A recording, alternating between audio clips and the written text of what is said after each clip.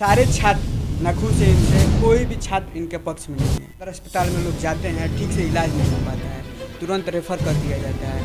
गोपालगंज में जब तक राजद के साधु यादव थे तब तक जो विकास हुए वो हुए, कि सांप ने काट लिया उसको भी रेफर कर देते हैं। उत्तम प्रिया चौधरी हैं जो कि आके कह रहे हैं कि नेक्स्ट सीएम ऑफ बिहार। इतना ज़्यादा अपराध है कि कोई किसी का गारंटी नहीं दे सकता कि एक सेकंड में किसकी हत्या हो जाएगी, किसकी मर्डर हो जाएगी, कहाँ हो जाएगी और किससे कितना लेवी मांग लिया जाएगा, किससे कितना फिरौती मांग लिया जाएगा, इसका कोई गारंटी नहीं। नमस्कार, आप देख रहे हैं द न्यूज़ लुक। मैं हूं अभिषेक श्रीवास्तव। द न्यूज़ लुक की टीम अभी गोपालगंज में मौजूद है और मेरा गृह क्षेत्र भी गोपालगंज है, यानी कि गृह जिला गोपालगंज है। गोपालगंज में मौजूद है हम लोग और यहाँ पे तमाम युवा हैं, उनसे बातचीत करेंगे कि इस बार का जब चुनाव के लिए जब वो वोट करने जाएंगे तो उनके दिमाग में कौन कौन सा मुद्दा होगा। उससे पहले आपको बता दूं कि ये गोपालगंज सदर विधानसभा क्षेत्र है और यहाँ के विधायक बीजेपी की सीट पर जीत कर आए सुभाष सिंह हैं। उन्होंने कितना काम किया इसके बारे में बातचीत करेंगे और लोगों का क्या राय है कि जो अलग अलग पार्टियां इस बार मैदान में उतरी है उनके बारे में भी उनका क्या राय है उसके बारे में बातचीत करेंगे। पहले स्टार्ट करेंगे, उनसे बातचीत करेंगे कि क्या ये समझते हैं वोट के बारे में, क्योंकि तकरीबन जब युवा से बातचीत करते हैं तो चर्चा इस बात की भी हो जाती है कि क्या युवा इस बात को जानते हैं कि आखिरकार वोट किस लिए किया जाता है। सबसे पहले आपसे शुरुआत करेंगे, क्या लगता है कि चुनाव किस लिए होता है? चुनाव सरकार बनाने के लिए होता है, विकास के लिए होता है। अपने जो भी विधानसभा क्षेत्र है, शहर के विकास हो, हम नेता इसी के लिए चुनते हैं कि शहर का विकास हो, शहर आने वाले समय में भविष्य का उजाल हो। इसी के चलते हम लोग शहर का विकास के लिए नेता को चुनते हैं। चलिए, अभी सुभाष सिंह यहाँ से विधायक हैं, काम से कितना खुश हैं? बिल्कुल खुश नहीं है। 15 साल इनका कार्यकाल रहा। हमारे पूरे शहर में हम लोग के शहर के व्यवसायी हैं। मैं सबसे पहले छात्र हूं और छात्र हित में ही बात करूंगा और मैं छात्र हूं, इसी के चलते हम आपको बता देना चाहता हूं कि मैंने सारे छात्र नखुश से इनसे कोई भी छात्र इनके पक्ष में नहीं है। छात्रों के लिए ऐसा क्या होना चाहिए जो सुभाष सिंह नहीं कर पाए? छात्रों के लिए ऐसा होना चाहिए, गोपालगंज कॉलेज में जो भी यहाँ पे कमला राय कॉलेज है, बहुत सारा कॉलेज है, या जो कॉलेज का सीटिंग जो रूल है यहाँ पे बहुत बेकार है। जैसे कमला राय कॉलेज हुआ, 2013 का सेशन जो है अभी तक फाइनल नहीं हुआ है। जो भी उसका पढ़ाई का रूल है बहुत ही घटिया है। ये सदर विधायक, इनको आवाज़ सदन में उठाना चाहिए कि मेरे द्वारा कि ऐसा ऐसा काम किया जाए। अभी इनके द्वारा कुछ भी काम नहीं किया गया है। हम जैसे बता रहे हैं आपको। तो स्वास्थ्य के बारे में बातचीत करते हैं, क्योंकि सदर जब हमने अस्पताल कवर किया था तो काफ़ी कमियां दिखी थी। आपको क्या लगता है कि गोपालगंज जो सदर अस्पताल है वो चिकित्सा के लिए काफ़ी है? अभी जो यहाँ पे स्वास्थ्य विभाग है जो बहुत हम मेरे देखे से ये जो लग रहा है सदर विधायक है, इनको इन पर निजरी देख रेख करना चाहिए जहाँ तक बात है, या बिल्कुल देख रेख नहीं है। जहाँ तक बात है कोई भी अगर कांड हो जाता है, जो भी कांड होता है, सदर अस्पताल में लोग जाते हैं ठीक से इलाज नहीं हो पाता है, तुरंत रेफ़र कर दिया जाता है। यहाँ पे इमरजेंसी सेवा का उपलब्ध कोई नहीं है जहाँ तक बात करूँ तो। अच्छा, और भी युवा हमारे साथ हैं, उनसे बातचीत करेंगे और जानने की कोशिश करेंगे कि क्या कुछ हालात हैं। क्या नाम है आपका? अमन। अमन, क्या है गोपालगंज में क्या कमियां हैं जिसको सरकार पूरी नहीं कर पाई है और करना चाहिए था? गोपालगंज में रोजगार का प्रॉब्लम है। यहाँ पे शैक्षणिक व्यवस्था सही नहीं है। यहाँ पे लोगों को रोजगार से तो मिल ही नहीं रहा है, साथ में शिक्षा के लिए भी बच्चों को प्लान करना पड़ रहा है। हम चाहते हैं यहाँ पे एजुकेशनल हब बने ताकि बच्चों को अपने परिवार से दूर होके जाना क्या लगता है? कॉलेज तो है, ठीक है, क्या होना चाहिए? और कॉलेज है लेकिन सेशन लेट चल रहा है। सेशन लेट चल रहा है? सेशन सही के हैं?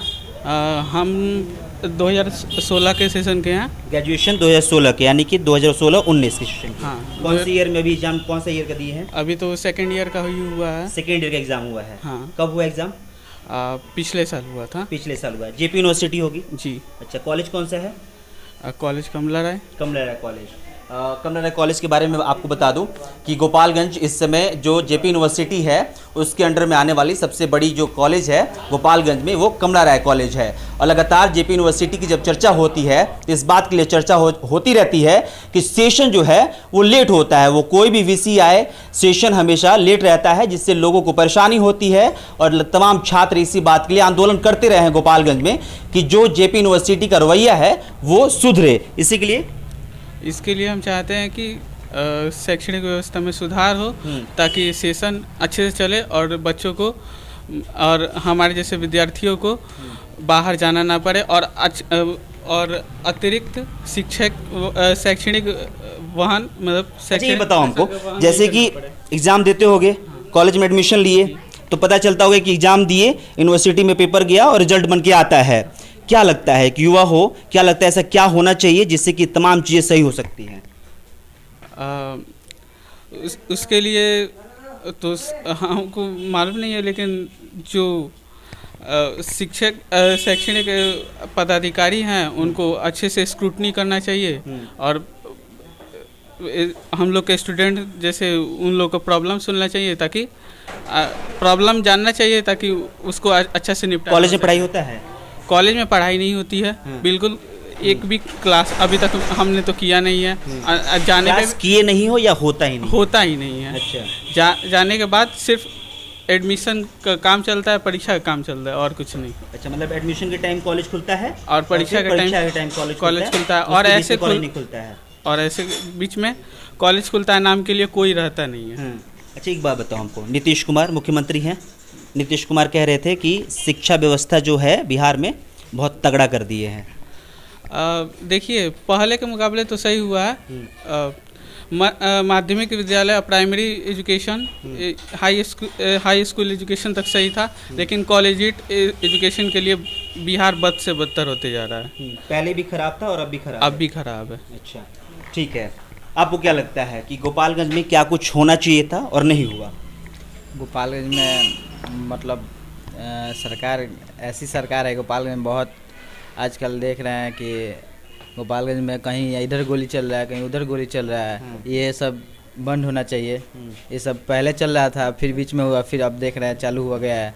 ये सब बंद होना चाहिए। मतलब क्राइम बढ़ गया है? क्राइम, बहुत ज़्यादा क्राइम बढ़ गया है। गोपालगंज में बहुत ज़्यादा क्राइम बढ़ गया। शिक्षा के बारे में क्या सोचते हैं, क्या करते हैं पढ़ाई में? पढ़ाई में तो हम बोलना चाहते हैं शिक्षा, यहाँ का जो शिक्षा। पढ़ाई क्या कर रहे हैं, किस चीज़ की पढ़ाई कर रहे हैं? हम इंटर की पढ़ाई कर रहे हैं। कौन से कॉलेज से? मेरा डई भाट्टा कॉलेज है, जयप्रकाश तिवारी। क्लास होता है? हाँ, क्लास होता है वहाँ पे? क्लास नहीं होता है, क्लास तो यहाँ पे इंटर का कहीं भी नहीं होता है। अच्छा, हो गया VM होगा, वहाँ भी क्लास नहीं होता है। यहाँ का बच्चा 70% बच्चा कोचिंग करने जाता है। गोपालगंज में इतना शिक्षा खराब है कि 70% बच्चा दूसरी जगह जाता है, जैसे दिल्ली हो गया, पटना हो गया, जाकर वहाँ पढ़ के एग्ज़ाम देता है। यहाँ पे इतना मतलब कॉलेज का पढ़ाई है कि कॉलेज करके कोई चाहेगा बच्चा कॉलेज करके बस एग्ज़ाम निकाल ले तो इम्पॉसिबल, एग्ज़ाम नहीं निकलेगा।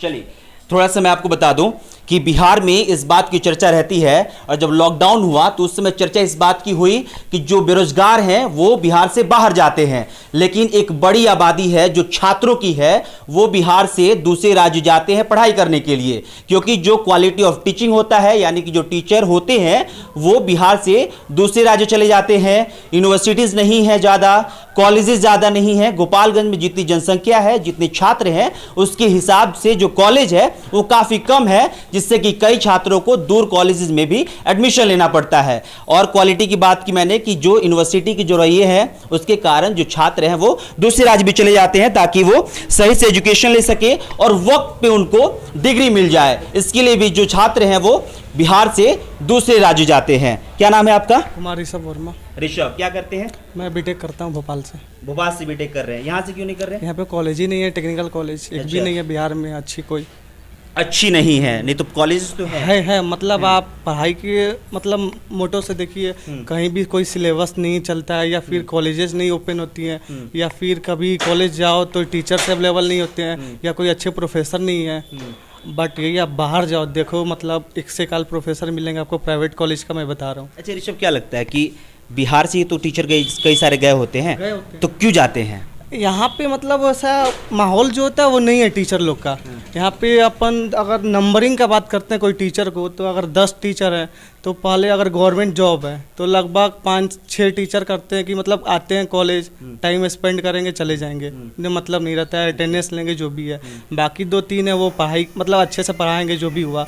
तो इससे क्या होगा, मतलब 10 में से 2 ही 3 टीचर पढ़ाए आपको, तो शिक्षक सही से नहीं पढ़ाते हैं। अच्छा। फिर अगर गवर्नमेंट वाले हो तो आप भी जानते हो कि मतलब आते हैं, टाइम स्पेंड करते हैं, चले जाते हैं, पैसा लेते हैं, हो गया प्राइवेट कॉलेजेस भी तो हैं। है। बट प्राइवेट कॉलेज के बारे में अभी आइडिया नहीं है मेरे को, तो मैं जो आइडिया मैं बता रहा हूँ आपको। अच्छा चलिए, नीलोत्तम ने और नाइज किया इन तमाम लोगों को यहाँ बुलाया है, तो नीलोत्तम से भी जानेंगे कि भाई क्या है गोपालगंज में कमियां क्या है और क्या कुछ लगता है कि इस बार विधायक साहब नहीं किए हैं और करना चाहिए था।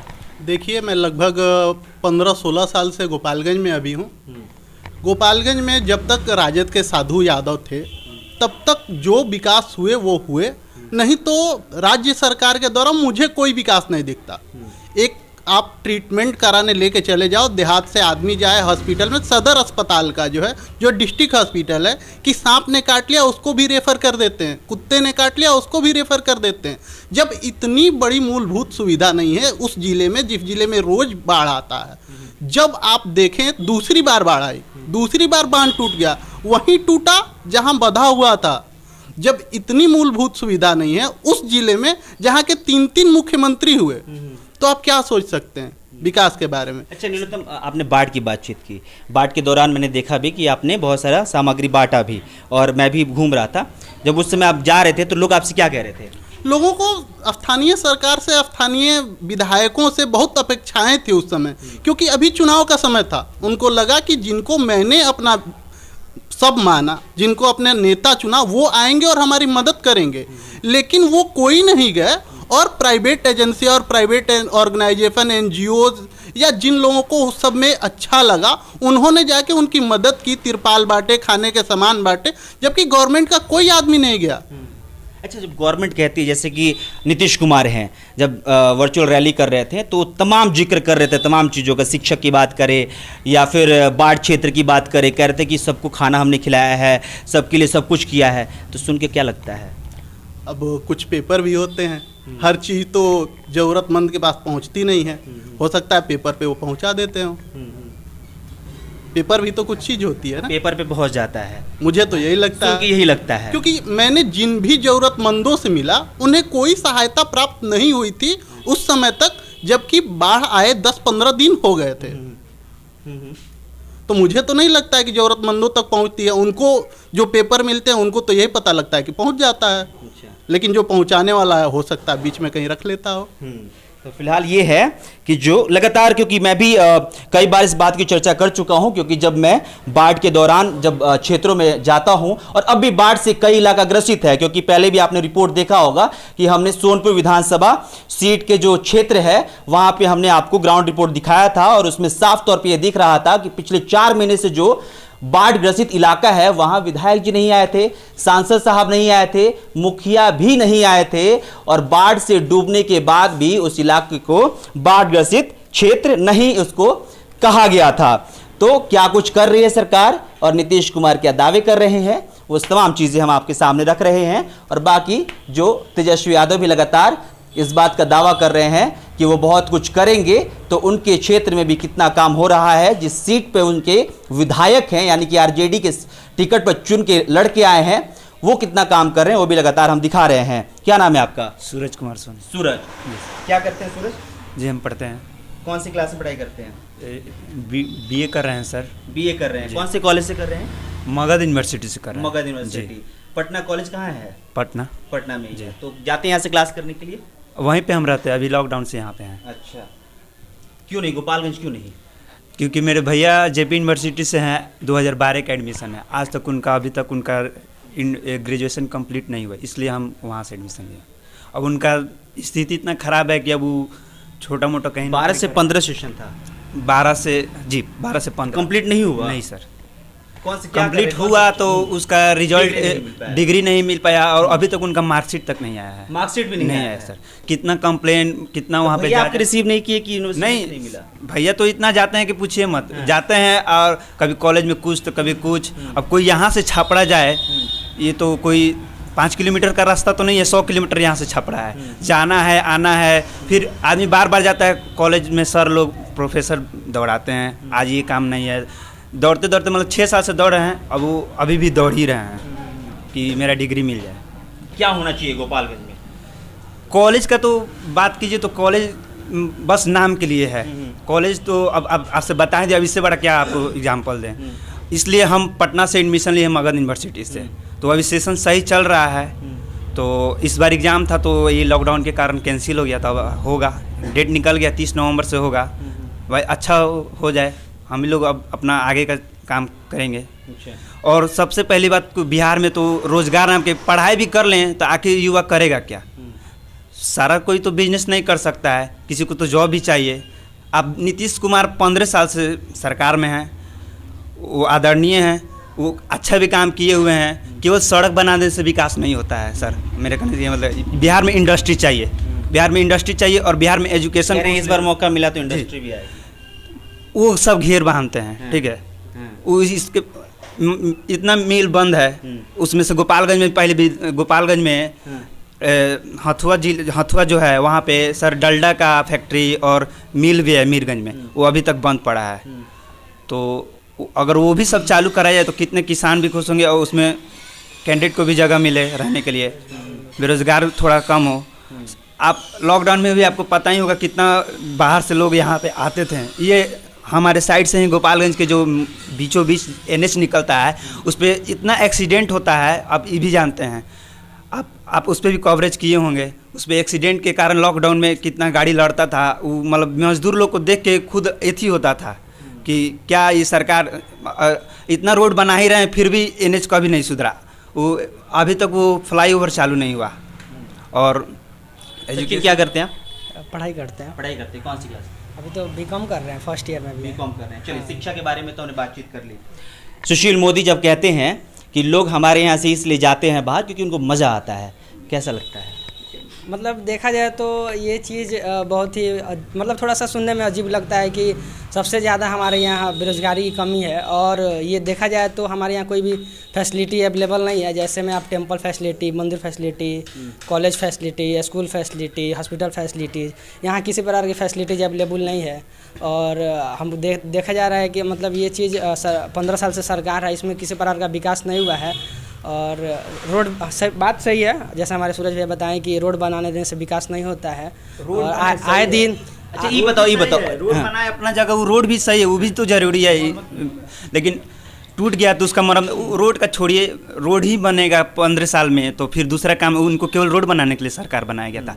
आपको रोड पे चलिए आप दिखाते हैं, ये स्ट्रीट लाइट लगा हुआ है, 2015 के इलेक्शन के पहले स्ट्रीट लाइट लगा हुआ है, 2015 में लग गया लेकिन आज तक उस पर लाइट नहीं जला। बिल्कुल, ये जो आप लाइट के जिक्र कर रहे थे वो मैंने इसके पहले भी लाइव के जरिए द न्यूज़ लुक के माध्यम से तमाम दर्शकों को दिखाया था। ये गोपालगंज में या फिर और भी जो शहर हैं, खासकर और गांव में भी चले जाइएगा तो जब शहर की हालत ऐसी है कि आप स्ट्रीट लाइट लगा दिए हैं लेकिन वो जलने लायक नहीं है, NH पे भी लाइट लगी हुई है लेकिन वो जलती नहीं है, सिर्फ वो दिखावे के लिए है कि भैया लाइटें लग गई हैं, हो सकता है खराब हो, 1-2 दिन में ठीक हो जाएगा, और वो 1-2 दिन सालों तक नहीं आता है। सचिन, मैं ये पूछ रहा था कि सुशील मोदी जब कहते हैं, क्योंकि माननीय उप मुख्यमंत्री हैं हमारे, जब कहते हैं कि बिहार से जब लोग बाहर जाते हैं क्योंकि उनको मज़ा आता है,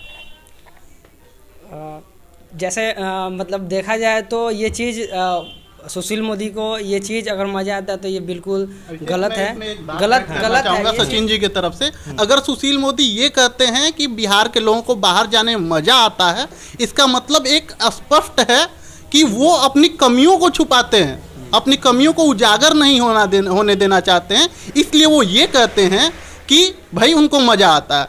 पिछले साल जब पटना में खुद बाढ़ आया तो उन्होंने बाकी लोगों को छोड़ के, इवन कि वो उप मुख्यमंत्री थे, उनका घर तक डूब गया था, उसके बारे में वो क्या कहेंगे? उनको भी मज़ा आ रहा था तैर के निकलने में। NDRF की टीम बुलाई गई, उनको बाहर निकाली गई, सबने उनका निक्कर पे फोटो देखा, उसमें भी उनको मज़ा आया होगा। कह रहे हैं कि 2 जून की मतलब 2 रोटी कमा सकते हैं बिहार में, इतना है, लेकिन ज़्यादा पैसा कमाना होता है और मज़ा आता है उनको, इसलिए वो बिहार से बाहर शायद इसीलिए वो भी NDRF की टीम बुला के बाहर आए। अपनी कमियों को ऐसे न छुपाएं, जो है उसको एक्सेप्ट करिए। पूरे आप रोजगार की बात करते हैं, मान लेता हूँ बहुत सारी इंडस्ट्री पहले से बंद थी। जदयू के शासनकाल में पिछले 2 साल पहले बॉयलर फटा सांसा मूसा चीनी मिल में, लेकिन अभी तक वो दुरुस्त नहीं हो पाया, अभी तक पेराई नहीं हो पाया।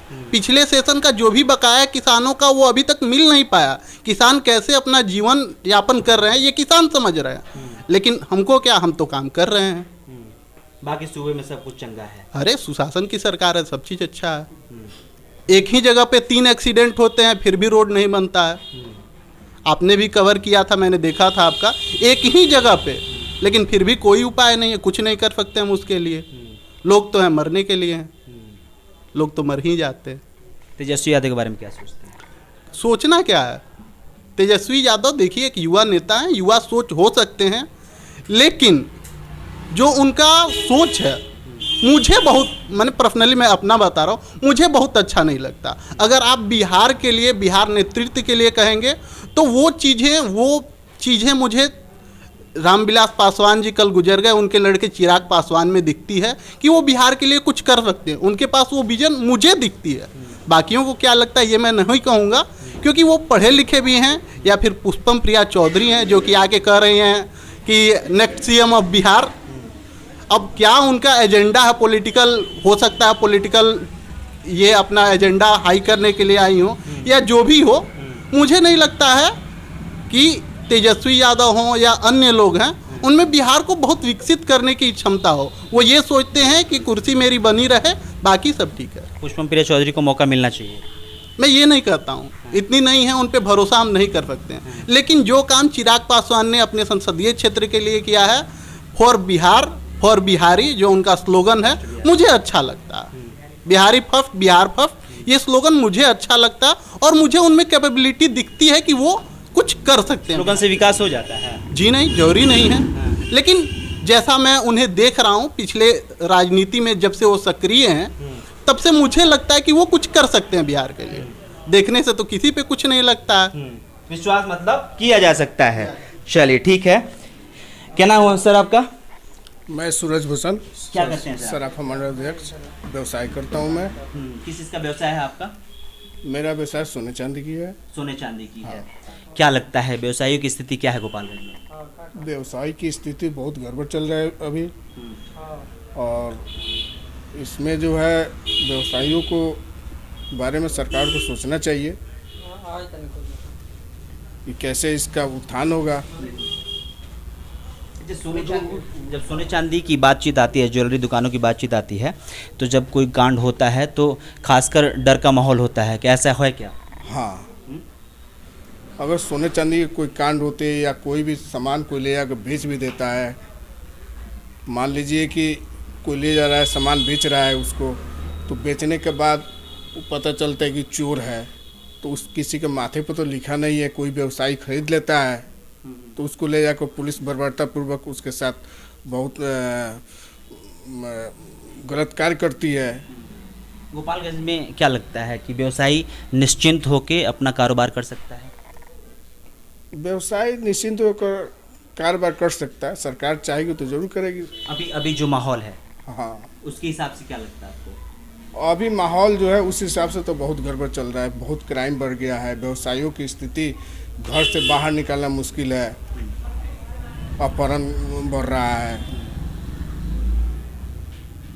यहाँ बेरोजगारी इतनी बढ़ गई है, शिक्षा का स्तर गिर गया है। अच्छा, आपको क्या लगता है कितनी उम्र होगी आपकी? मेरी उम्र 48 हो गया। क्या लगता है कि गोपालगंज में क्या ऐसा सोर्स है जिससे कि युवा जब पढ़ के जब गोपालगंज पहुंचेंगे, वापस आएंगे या इंजीनियरिंग करते हैं, कुछ भी करते हैं, तो उनके लिए रोजगार यहाँ पे रखा हुआ है? कुछ नहीं, कोई रोजगार रखा नहीं है यहाँ। तो सबसे पहले शिक्षा पर सरकार को ध्यान देना चाहिए। यहाँ जो है मेडिकल कॉलेज की स्थापना हो, इंजीनियरिंग कॉलेज की स्थापना हो, जिससे बच्चे हमको जो बाहर जाते हैं वो यहाँ पर हैं।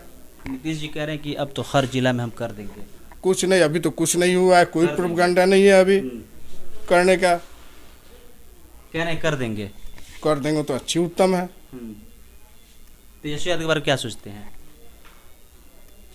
तेजस्वी यादव युवा नेता हैं, आगे बढ़ेंगे सर।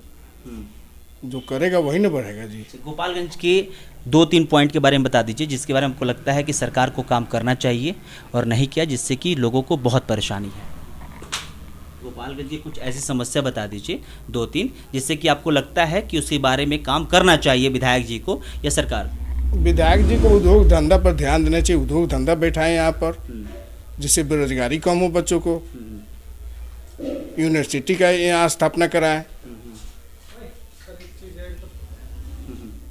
और बेरोजगारी इतनी बढ़ गई है, बच्चा सब बाहर जाना पड़ता है पढ़ने के लिए, अगर यहाँ रहेगा तो यहाँ ना पढ़ेंगे सब। हर वर्ष 50,000 बच्चे पास क्या करें? +2 में इंटर में हर वर्ष 50,000 बच्चे पास होते हैं यहाँ अपने गोपालगंज क्षेत्र से। जहाँ तक बात करते हैं यहाँ पे कॉलेज का है, यहाँ पे 5 से 10 कॉलेज होंगे अपने गोपालगंज में, ठीक है। प्रत्येक कॉलेज गिन सकते हैं, हाथ में गिन सकते हैं। कमला राय कॉलेज है, महेंद्र महिला कॉलेज है, गोपेश्वर कॉलेज है, श्रीकांत बाबू डिग्री कॉलेज है, मतलब 6-7 कॉलेज है यहाँ पे, ठीक है। मुझे 10 कॉलेज तो नहीं, 10 कॉलेज नहीं है। आप प्रत्येक कॉलेज में 700-800 बच्चे पास करेंगे। 50,000 जहाँ बच्चे पास करते हैं इंटर +2, मैं बात कर रहा हूँ +2 का, 50,000 बच्चे पास करते हैं। 50,000 बच्चे में 900 बच्चे का एडमिशन होगा ग्रेजुएशन के लिए, तो फिर कहाँ जाएंगे और सारे बच्चे? बाहर ही नहीं जाएंगे, फिर बाहर जाकर पढ़ेंगे। यहाँ पे जो इसका सेशन लेट चल रहा है, जो जेपी यूनिवर्सिटी का जो बात है, ये गोपालगंज, सिवान, छपरा तीनों जिला का ये हैंड ओवर करता है।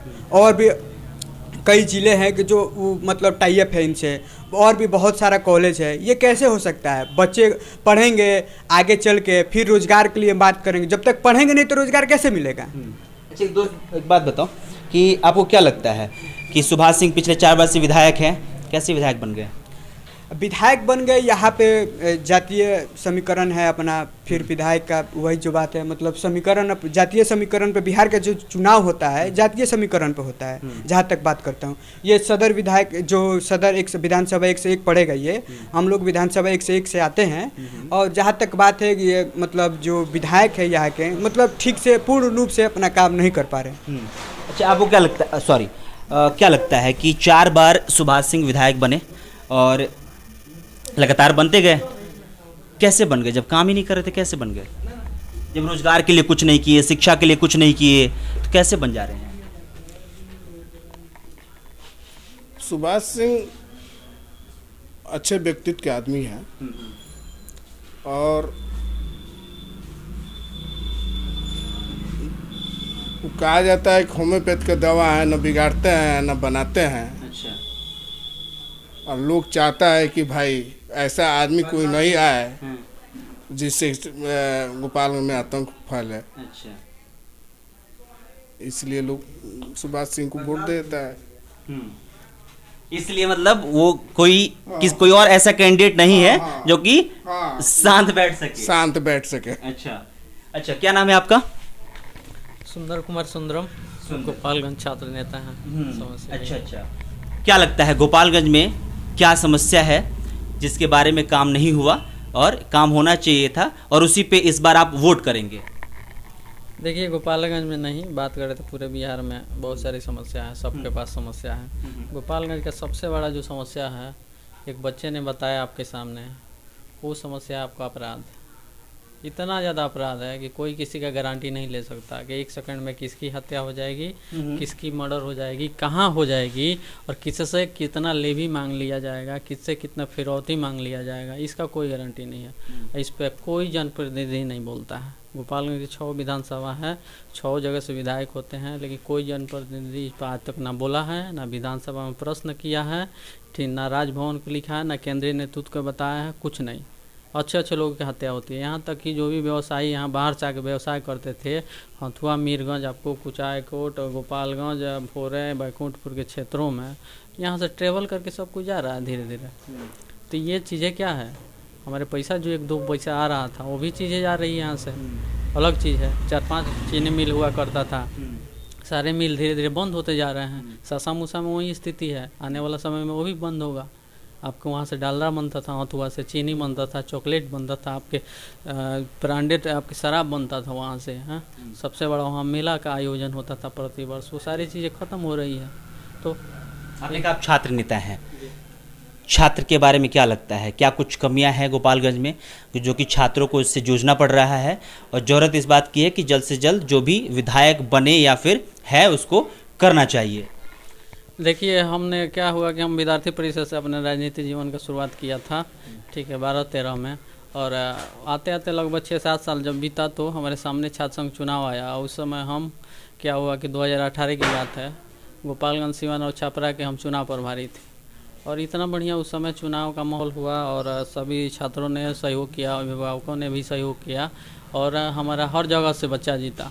यहाँ तक कि गोपालगंज के में 4 गो महाविद्यालय जो है सरकारी है, और यहाँ से चारों जगह से हम लोग विजयी हुए। कई सीटों पर तो निर्विरोध जीते। मात्र कमला राय कॉलेज में वहाँ हम लोग मात्र 2 ही सीट पे लड़ाई हुआ, ठीक है। और आपका केंद्रीय पैनल जयप्रकाश विश्वविद्यालय में यहाँ के तो बच्चे चुन के गए, और वो भी वहाँ अपना अध्यक्ष है, उपाध्यक्ष है। नहीं, ये तो हो गया नेताजी लोग का बात। हम कह रहे हैं कि गोपालगंज में जो छात्र पा रहे हैं, तो उसके बाद से हम लोग के एक ही मांग था कि सेशन सुधार हो विश्वविद्यालय की। अच्छा, ठीक है। और जब तक सेशन सुधार नहीं होगा तब तक हम कुर्सी पर नहीं बैठेंगे। और हरकेश सिंह ने उसको एकदम लिया, तुरंत लिया। उस समय वो VC थे और लिया तो उन्होंने काम किया इस पे, और साल भर के अंदर में जितनी पहले से लंबित परीक्षाएं थी, ये आज से नहीं चल रहा है। लगभग ये सेशन गड़बड़ाने का काम आपको 12-13 में हुआ। उससे पहले रेगुलर था यूनिवर्सिटी, ठीक है। हाँ, 12-13 में गड़बड़ाया और वहीं से लेट चलने लगा, ठीक है। 18 में ये आए और उसी समय छात्र संघ चुनाव था। आपने ग्रेजुएशन कब किया? हम तो 14 के बैच के हैं, 11-14। हाँ, 11-14। हाँ, उस समय सही था। हाँ, उस समय सही था। 11-14 में हो गया एग्जाम वगैरह सब कुछ एकदम रेगुलर सब कुछ हो गया, कोई दिक्कत नहीं हुआ, ठीक है। लेकिन वहाँ से गड़बड़ाया, फिर आया तुमसे हम लोगों ने मांग किया, और उन्होंने 1 साल के अंदर सारा लंबित परीक्षाएं ले लिया। तब तक क्या हुआ कि हम लोग का कार्यकाल मात्र 8 माह का था। कुछ लोग समाज में इस प्रकार की प्रक्रिया बनाता है कि हम आज भी अध्यक्ष हैं, उपाध्यक्ष हैं, ये है उस प्रकार की प्रक्रिया। छात्र संघ का 1 साल का होता है कार्यकाल, और उसमें मात्र हम लोग को 8 माह मिला। हम लोग जो काम मिला उसको करके दिखाए। सुंदरम, क्या लगता है आपको कि क्या कमी है जिसकी वजह से यूनिवर्सिटी से सही समय पर रिजल्ट नहीं आ पाता है?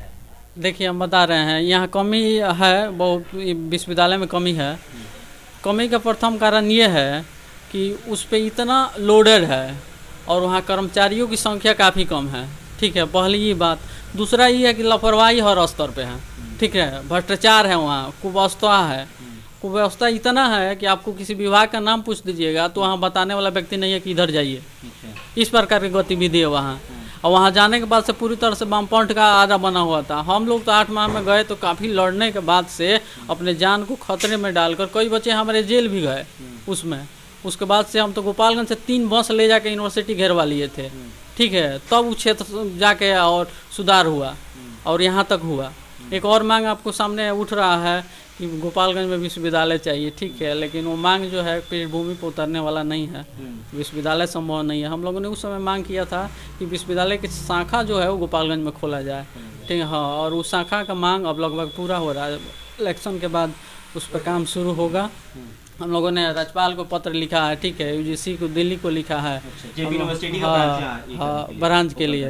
और सरकारी बैंक भी कमला राय महाविद्यालय में स्थापित, ब्रांच खुलने से समस्या का हल हो सकता है, समाधान हो जाएगा। और सेशन जहाँ तक सुधार की बात है तो इसमें जनप्रतिनिधि की अहम भूमिका चाहिए। वो सांसद हो, विधायक हो, MLA MP हो, शिक्षा मंत्री हो, जब तक वो लोग विधानसभा में प्रश्न नहीं करेंगे इस पर, तब तक उधर राजभवन सक्रिय नहीं होगा। राजभवन जब तक नहीं सक्रिय होगा, राज्यपाल भवन, तब तक सेशन सुधार नहीं हो सकता है। आपने कहा भ्रष्टाचार है यूनिवर्सिटी में, किस तरह का भ्रष्टाचार? हाँ, देखिए, जैसे कोई भी काम कराने के लिए जाने पर, जैसे सामने आपको ने कराया तो 50 रुपये का चालान है तो 50 रुपये कट गया, लेकिन साइड से कराइएगा तो 200, 400, 500 होता है हर जगह। कोई प्रक्रिया से गया आवेदन सुधार करने के लिए, जैसे मान लीजिए कोई बच्चा है और उसका 30 नंबर नहीं आया, और वो क्या हुआ कि वो सेशन क्रॉस लग गया उस सब्जेक्ट में, विषय में, तो क्या होता है कि साइड से कुछ कामें हैं जो होती है उसमें, ठीक है। दूसरी बात है कि बिल्डिंग बनाने में वहाँ बड़े पैमाने पर घपाला होता है, इसके चलते बिल्डिंग आज तक उसका नहीं बन पाया है। कंस्ट्रक्शन निकलता है, कोई इधर उधर करता है, ठीक है। उसके बाद से क्या होता है, कॉलेज में एडमिशन के नाम पर, ठीक है, और विश्वविद्यालय में हर जगह लेन देन पूरा होता है। अब जाकर ऑनलाइन की प्रक्रिया हुआ तो उसमें कुछ छूटा हुआ है, उसमें भी इंटरनेट वाले जुड़ के और छपाई कर रहे हैं, तो भ्रष्टाचार हर पैमाने पर है। क्या कह रहे थे दोस्त? वो आपने एक बहुत अच्छा क्वेश्चन पूछा कि गोपालगंज में 3 कमियां बताएं आपने पूछा। तो मेरी नज़र में तो आपने अपराध के बारे में सुन लिया और सेफ्टी और एक एजुकेशन सिस्टम। मतलब सबसे अच्छा एक टॉपिक है स्टेशन अपने इधर नहीं है अवेलेबल है। रेलवे स्टेशन, रेलवे स्टेशन, हाँ। अपन को अगर ट्रैवल करना रहता है तो अपन या तो सिवान जाते हैं या फिर अपन पटना जाएंगे या फिर गोरखपुर जाते हैं। ऐसा क्यों? मैं ना ट्रेनें स्टार्ट होने वाली, कहाँ अभी होने वाली है, वो अगले साल भी होगी, 2 साल और जाएगा, 3 साल भी जा सकता है। वो होने वाली वो बात है, वो तो चुनाव में होगा, वो चुनाव का एक मुद्दा बन जाएगा। स्टेशन स्टार्ट कर, चलिए रेलवे स्टेशन एक मुद्दा है और यहाँ से होना चाहिए क्योंकि तमाम जगह लोग जाते हैं। क्या नाम है? रोहित जायसवाल। रोहित जायसवाल, क्या करते हो रोहित? अभी तो इंटरमीडिएट में सेकेंड ईयर में पढ़ते हैं। क्या सोचते हो चुनाव के बारे में? पॉलिटिकल में तो कोई इंटरेस्ट नहीं है, लेकिन यहाँ की जो शिक्षा के साथ साथ अन्य क्षेत्रों में भी बहुत मतलब वंचित रहा है हर चीज़ में। और हम चाहते हैं कि जो अभी सुंदरम भैया बोले हैं कि इन्होंने बहुत पहले गोपालगंज में एक जेपी यूनिवर्सिटी के ब्रांच के बारे में मतलब आंदोलन कुछ किया था, तो हम भी वही चाहते हैं। अभी ये रोहित भैया बोले हैं कि 900 मतलब सेशन है, तो फिर 41,000 बच्चे जाएंगे कहाँ? वो बाहर जाते हैं पढ़ने के लिए 100 किलोमीटर दूर। तो हम चाहते हैं कि अपने ही ज़िले में एक यूनिवर्सिटी हो ताकि बच्चों को दूर ना जाना पड़े। और क्या, बस यही है शिक्षा में। ठीक है, तो अब इस वीडियो का अंत करेंगे और जो कहा इन युवाओं ने उस पर हम आपको एक बार फोकस कर देते हैं, उससे बातचीत कर लेते हैं। सुंदरम ने कहा कि यहाँ पे क्राइम रेट बढ़ गया है जिसकी वजह से जो व्यवसायी हैं वो बाहर चले जाते हैं। इसके पहले भी द न्यूज़ लुक पे आपने एक इंटरव्यू देखा होगा जिसमें मैं गुजरात के अहमदाबाद पहुंचा था और पटना का एक व्यवसायी वहां पे अपना सेटअप किया हुआ था और काफ़ी पैसा खर्च करके और बिहार के लोगों को ही वो रोजगार देते हैं। और उनको रोजगार इसलिए वहां देते हैं क्योंकि बिहार में क्राइम का उनको ज़्यादा डर रहता है कि लोग धमका के उनसे वसूली करेंगे, जिसकी वजह से वो अहमदाबाद में ही सेटअप किए हुए हैं। तो ये रहा क्राइम की बात हुई। शिक्षा जो कि पूरी तरह से गोपालगंज में चरमराई हुई है क्योंकि एग्जाम्पल के तौर पे 50,000 छात्रों में सिर्फ 900 को ही एडमिशन मिल पाता है, तो बाकी के छात्र कहाँ जाएंगे? इसका जवाब आप ढूंढ लीजिएगा। तमाम जो रोजगार की बातचीत की जाए, शिक्षा की बात की जाए, सड़कों पे भी बातचीत की हमने, युवाओं का जो ओपिनियन था वो आप तक हमने रख दिया है। फिलहाल हम इस वीडियो का अंत करते हैं। ऐसे ही हम लोगों से जुड़ते रहेंगे, युवाओं से जुड़ते रहेंगे, उनसे जानने की कोशिश करेंगे कि विधानसभा चुनाव जब होता है या फिर कोई भी चुनाव होता है तो उनके दिमाग में कौन सा मुद्दा घूम रहा होता है और वो कैसे लोगों का चुनाव करते हैं। इन तमाम चीज़ों पर बातचीत करते रहेंगे। द न्यूज़ लुक पर नए हैं तो चैनल को सब्सक्राइब कर लीजिए, फेसबुक पर देख रहे हैं तो पेज को लाइक कर लीजिए। केशव कैमरा के पीछे है, मेरा नाम अभिषेक श्रीवास्तव है। शुक्रिया।